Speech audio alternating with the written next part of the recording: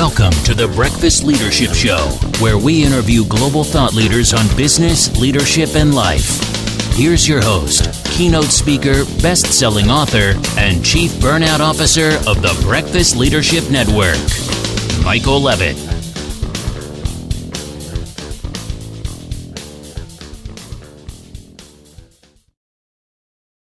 Welcome back. I've got Christopher Gerteisen on the line. Chris, how are you?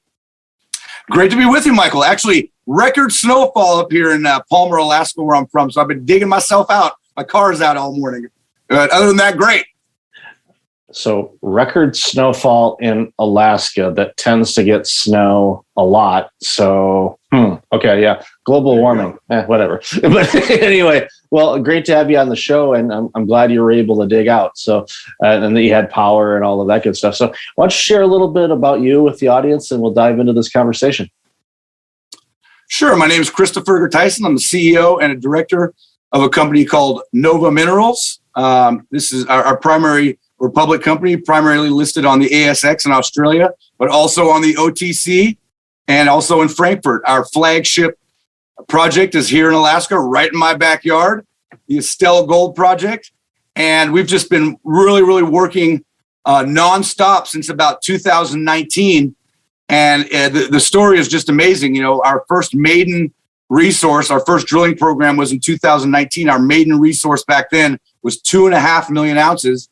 Since that time, like I said, working nonstop, full steam ahead, we've now increased the resource to 9.6 million ounces, which is just something that's, you know, unique, or if not unique, definitely rare in this day and age. By adding, you know, just that trajectory of just increasing ounces, and we're just really getting started here. So that we currently have 2 deposits across our 450 square kilometer claim block, and 15 other known prospects at various stages of advancement. One of our deposits is the Corbel deposit, Corbel Main, which is 8.1 million ounces. 3 million ounces of that is in what we call indicated category, which is very high confidence, which can then get translated into reserves. So that's very advanced in terms of we'll be mining there soon. And then the RPM deposit, which is 1.5 million ounces, but that's a pretty special one. It's very high grade, bonanza grades out there. Last year we reported an intercept, which was one of the best in world history, actually, Michael, right? Definitely in the last few decades. It was 132 meters at over 10 grams per ton, which is one for the record books. And that was within a larger interval of 400 meters at 3.5 grams per ton. So 9.6 million ounces, that's just the first step to much bigger things. And now we're moving on to our scoping study and then to our feasibility studies. We want to be digging up gold and pouring our first gold bars by 2025, 2026, around that time frame. Lots of work, certainly ambitious, lots of work to do before we get there, but we're on the fast track here, and everything's lining up. The stars are lining up, as they say. Well, congratulations on this, because I know it's incredibly hard work and time consuming. It's not this like Hollywood plays it where you dig it, you find some gold. Next thing you know, you're loading up the back of the horse buggy with all these gold bars. It's like, no, that's not how it works. But the fact that you're finding, and it still amazes me, because there's much mining that's been done on this planet, especially in the the western part of North America and all of that. When you ever hear cases of we found a new deposit, or we found new resources, and it's like, really? I thought in the 1800s they dug it all up, but apparently not. And the fact, especially in Alaska, where a good portion of that, and especially that part of North America too. I made a lies crack about global warming and all of that, but I know that there's certain parts of the world that are actually being exposed for the first time in recorded history anyway, and being able to go, what's underneath this ground? And we're obviously your situation up there, you're finding stuff that is probably frozen for a good chunk of the year, and obviously it's paying off big time, especially for an organization like yours, because 2019, while it feels like a long time ago, really wasn't. That's right. And to put it in perspective for your listeners, You mentioned, you're right. The history of the Western U.S. is basically a major component of that is mining. I mean, major cities, San Francisco was built on gold mining, believe it or not, right? I mean, Juneau, Alaska, our capital here, mining town. And the list just goes on and on and on. All of our, great cities and towns throughout the West were started from mining. And for people to understand, so, you mentioned the 1800s. So what we're doing is hard rock, right? Mining. So you might see these television shows like Gold Rush, one of my favorites, right? What these guys are doing, and what they mainly did in past a lot was placer mining. So they're basically taking the source rock in the mountain, let's say, was eroded down, and now it's washed down into the valleys, into the streams, and that's what these guys on Gold Rush go for. And in some ways, it's a much more kind of like straightforward process. You go like, all right, you do a few test pits, test pans, and then you just go for it with your excavators and your machines, and it's all unconsolidated, and so you can just dig it right up and put it through and see what you got. And if you hit it, it's a good valley and a good stream, you just keep going, which is what the guys on Gold Rush are doing. And you can see it's kind of hit and miss. Some seasons are good, some seasons are not so good. So what we do, you're right, it's a much more time consuming process. We're going to the source, the hard rock source of the where the gold is in our particular case, and it takes years, sometimes a decade or more to do that. And what we do is we do a lot of early exploration. We say we have gold here, then we start drilling, and we're in that phase now with those two deposits, Corbell and RPM, and it's years and years of drilling, and then further drilling, infilling, so that your data density becomes more and more dense, and so that you have a higher and higher confidence level. And so and then you do your studies, and you have to figure out how to get the gold out of the rock. Sometimes in some places there's a lot of gold there, but it's locked up and in certain minerals, and it's very difficult to get out or very expensive to get out. And so even though you got gold there, you can't make money at it. And so, all those studies and test work has to be completed in addition to all the drilling. And so it takes years. And then, of course, there's the environmental permitting part of it. And that takes a long time as well. We do wetland surveys, fish studies, hydrology. In some ways, where we are, it's kind of a water project with a gold problem, right? With a gold problem. And so we do groundwater monitoring and surface water monitoring, and you need to collect 18 months worth of data, and all this has to be compiled to then submit to the regulators for approval. And so that takes time as well. And we're quite lucky here on our project because we're all on state land, and so we don't have any native corporation land or federal lands here. And so we think our permit process will be relatively more streamlined. And we're doing all that background work to be able, as I said, to be doing our feasibility studies here, starting already, but completed in 2024, and then be mining by 2025, 2026. This is actually the exciting time. Michael, to get into if you have listeners that are interested in getting into the gold space, this is the time, the run up to production. This is the time where you really can get really good growth in those stock prices.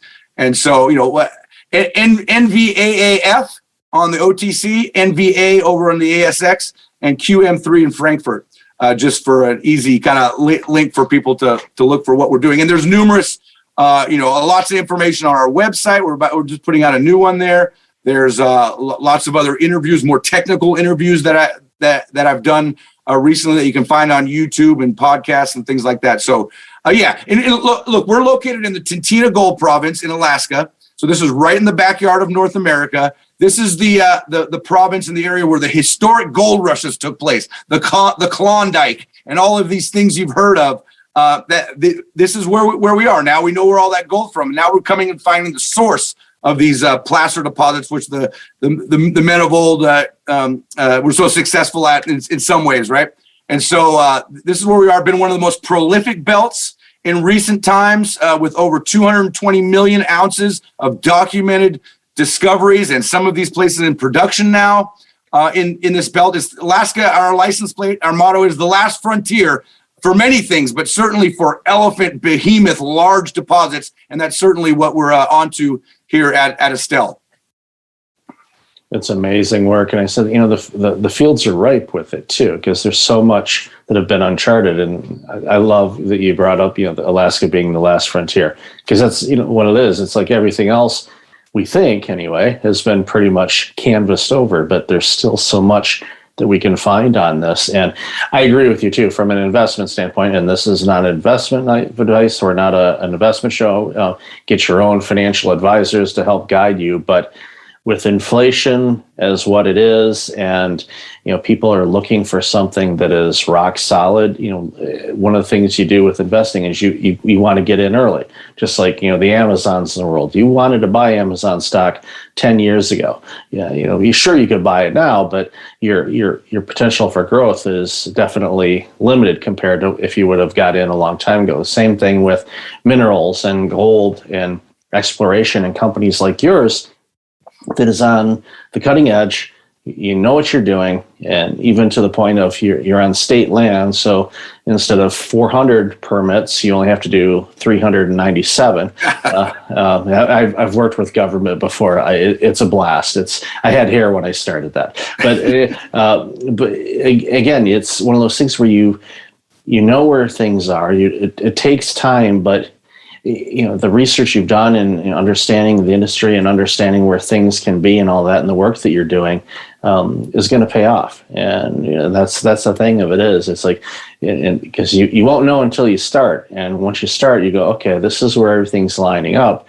And based on all the technology that you utilize, and everybody thinks, look, it's digging. Yeah, well, there's technology in digging. It's not just a pitchfork and a shovel and like you saw in the movies with an old bowl, and you shake the dirt out and okay, there's a kernel, that kind of thing. It's like, no, it's a little bit more advanced than that now. For sure. Yeah, and that's a good point.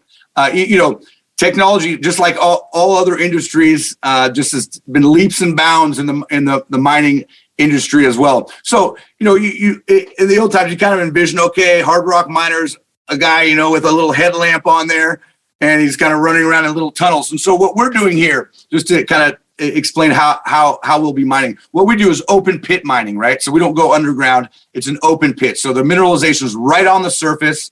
It has a very good geometry. And like our ore body, it's not just one vein or something that you kind of chase around. It's throughout the entire rock. It's an intrusive, like a granite. It's a granite rock. And there's all these veins in the rock throughout the entire rock. And it's around the surface, and it's an open pit style mine. So you just dig it up right from the surface. 20 to 30 year mine life on one of these mines. Some of the most profitable mines in the world. If you look at our peers here in the Tintina Gold Province, Fort Knox, Kinross up there, Victoria Gold just started a big one up over on the Yukon side. And so what our process will do, so we just kind of describe the technology, how we extract the gold from the rock. So it's not as simple as that, right? As you say, you just kind of shake it and there's a nugget. So we don't actually see the gold, right? You can't see the gold. Technology has come out, process technology has come such a long way that we take the sample. We don't ever see any gold, but we send it to an assay lab, and we get an assay back, an analytical result back to tell us how much gold's in there. And these days, with the technology that is the extraction technology, imagine like a cubic yard of rock, and then within that, maybe only a few grains, a couple of grains, like a sand of gold that's actually in that rock. That pays, right? That's pay dirt, right? So right there, you've never seen the gold, but it's in there. And so what our process will do is we mine it, then we put it through ore sorting. And so ore sorting technology uses X-rays. And you put it on a conveyor, you crush it, you put it on a conveyor belt. The X-rays look at it, and they're looking for particular minerals that are associated with the gold.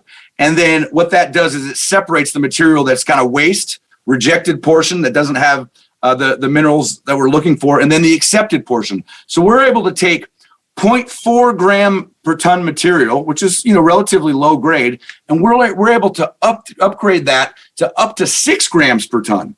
Right. And so and now that we've calibrated and optimized, what we're looking to actually do is take 0.4 gram material, capture over 80% of the gold. And the accepted portion is then running between 1.5 to 2 grams per ton, which, to put it in perspective, that's pretty good grade. And then it'll go through a mill. So you kind of mill it up to fine powder. Then we'll put it through flotation.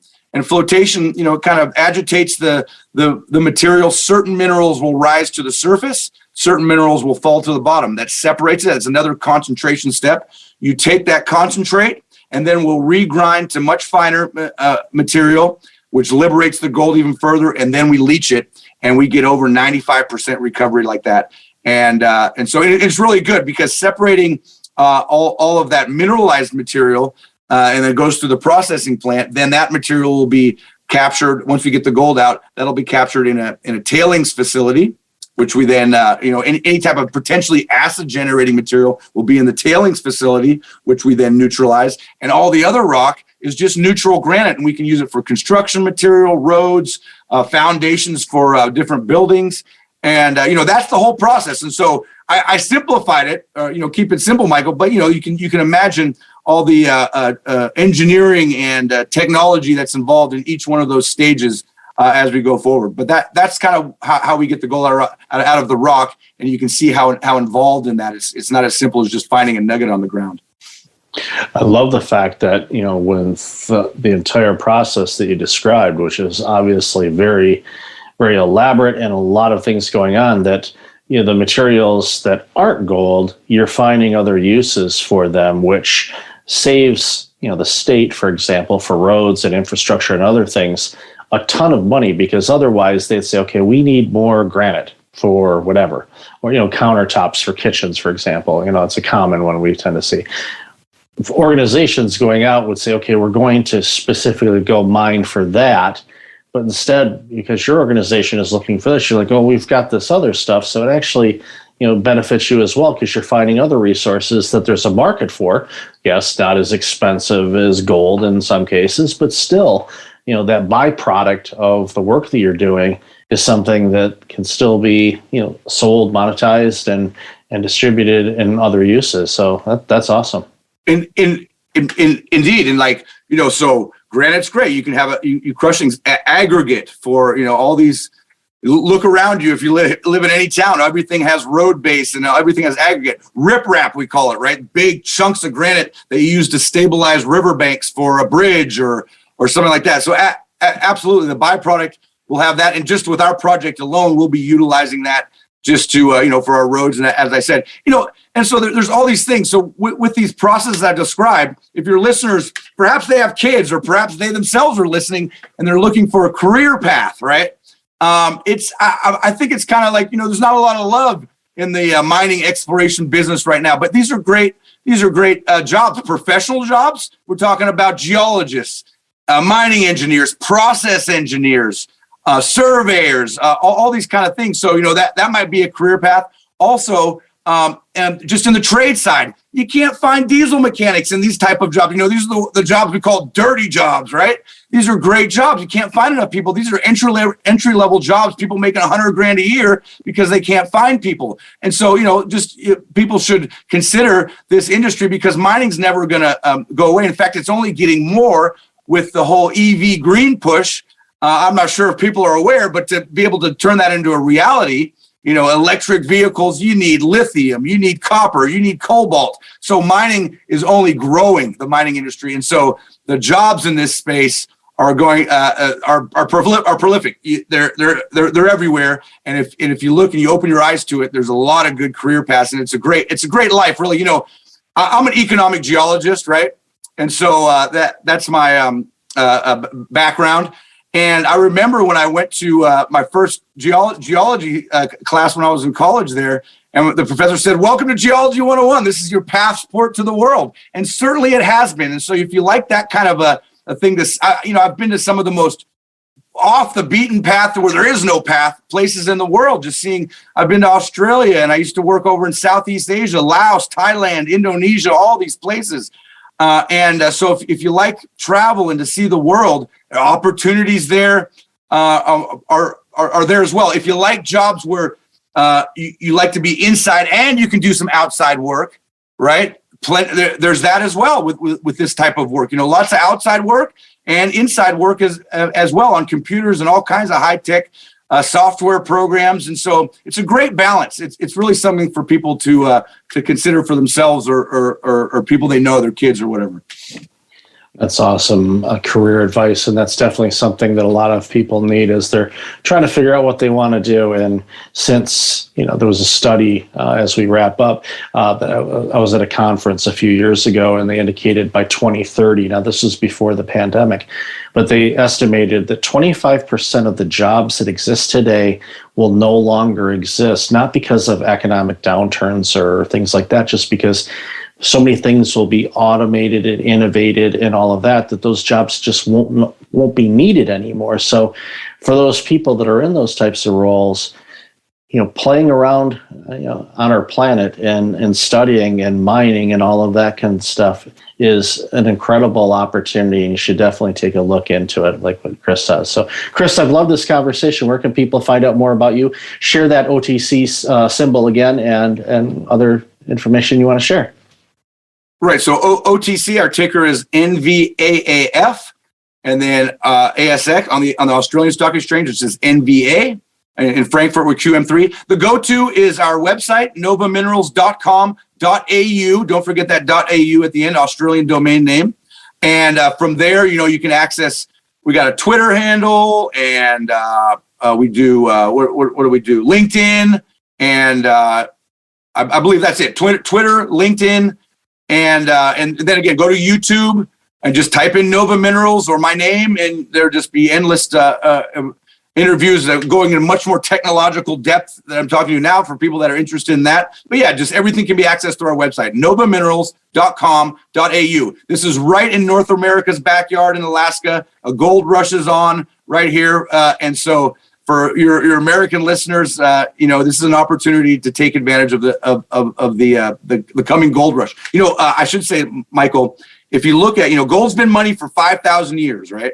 Gold is money. We're in the gold production business, and so with all the crazy stuff that's happening in the world, you got real estate, defaults over this side of the pond. Over here, we're talking about defaults. They're printing money nonstop. So there's a great a reckoning happening in terms of the monetary system. I believe this is my opinion. You can't go on like this. And, gold has been around for 5,000 years. There's other options, of course, crypto, but I think the two can be combined.